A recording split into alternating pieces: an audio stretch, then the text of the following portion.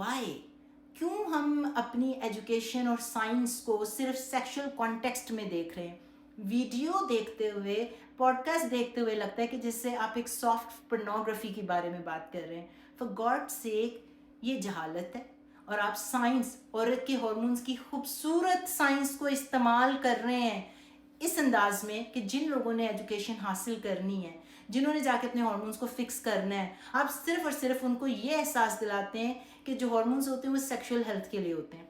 So what about the other benefits of hormones? अगर आप hormones लेते हैं तो वो न्यूरो प्रोटेक्टिव होते हैं। न्यूरो प्रोटेक्टिव का मतलब है कि आपके ब्रेन को आने वाली बीमारियों से बचाते हैं, न्यूरो डिजेनरेटिव डिसऑर्डर्स को बचाते हैं, ऑटोइम्यून डिसऑर्डर्स को बचाते हैं, ब्लड प्रेशर, डायबिटीज़ की फ्लक्चुएशन को बचाते हैं, इंसुलिन रेजिस्टेंस को कम करते हैं।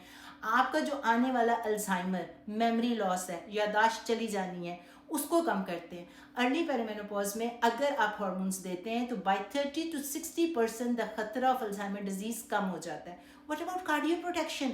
आने वाले टाइम में आपका जो है खतरा ऑफ हार्ट अटैक औरतों का आदमियों जितना हो जाता है इन मेनोपॉज, अगर आप उनको हार्मोन्स देंगे तो उनका आने वाला हार्ट अटैक का, दिल के खतरे का जो रोग है, दिल की बीमारी, उसको कम कर लेंगे। और जो leading cause of death in menopausal women just like man is the heart disease. What about bone health?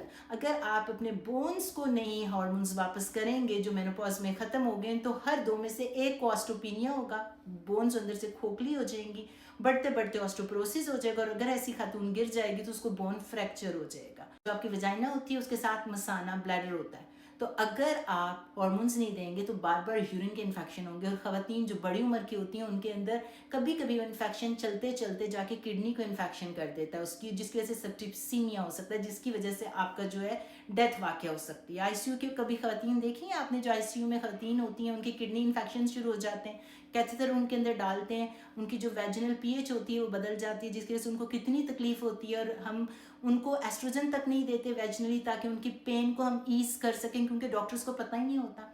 आपके जो बोन्स होते हैं, आप गिर जाते हैं, जब आपको फ्रैक्चर हो जाते हैं, नी रिप्लेसमेंट हो जाता है, ऑस्टियोआर्थराइटिस का, फ्रोजन शोल्डर हो रहा होता है।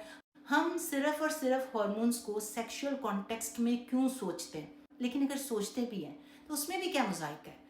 अगर आदमी ले सकते हैं testosterone for their better sexual health, तो औरतें भी ले सकती हैं। लेकिन जब आप उसका कॉन्टेक्स्ट बदल देते हैं और हार्मोन्स को सिर्फ इस तरह से नॉर्मलाइज कर देते हैं कि ये तो सिर्फ और सिर्फ औरत की सेक्सुअल हेल्थ के लिए चाहिए, उसकी एक हैप्पी लाइफ के लिए चाहिए। एक औरत जो है 50 में, उसने सेक्स करके क्या करना है, उसने कौन सा शादी करनी है, उसका कोई कौन सा पार्टनर है, या उसको अब क्या ज़रूरत है जवान रहने की, या तो जो आपको सेक्सुअल हेल्थ इंप्रूव होती है हार्मोन्स की वजह से, that is only part of it. जो बाकी 90% आपको बेनिफिट्स मिल रहे हैं, क्रॉनिक इलनेस नहीं आ रही, बुढ़ापे की बीमारियां नहीं आ रही, क्वालिटी ऑफ लाइफ बेहतर हो रही है, आपका जितना लंबा आप जिंदा रहेंगे उतना लंबा ही आपकी फिजिकल हेल्थ, आपकी इमोशनल हेल्थ, आपकी क्वालिटी ऑफ लाइफ, उतनी ही लंबी आपकी सेक्सुअल हेल्थ भी होगी। इसका ये मतलब है कि लाइफ स्पैन, जितनी देर तक जिंदा रहना है, और हेल्थ स्पैन, जिस सेहत के साथ जिंदा रहना है, वो आपस में मैच करना चाहिए। हम ये नहीं कह रहे कि आप 100 साल तक जिंदा रहें, वैसे तो अनकरीब ऐसा भी पॉसिबल होगा क्योंकि मेडिसिन इतनी तरक्की कर ली है। लेकिन फॉर नाउ अगर आप 80 ईयर्स तक जिंदा हैं तो आखिरी 10 साल जो है आप बगैर क्रॉनिक इलनेस के जिंदा रहें, किसी और के ऊपर बर्डन ना बने। तो जितनी देर तक जिंदा रहें उतना सेहत के साथ जिंदा रहें। हार्मोन्स देने का ये फ़ायदा होता है।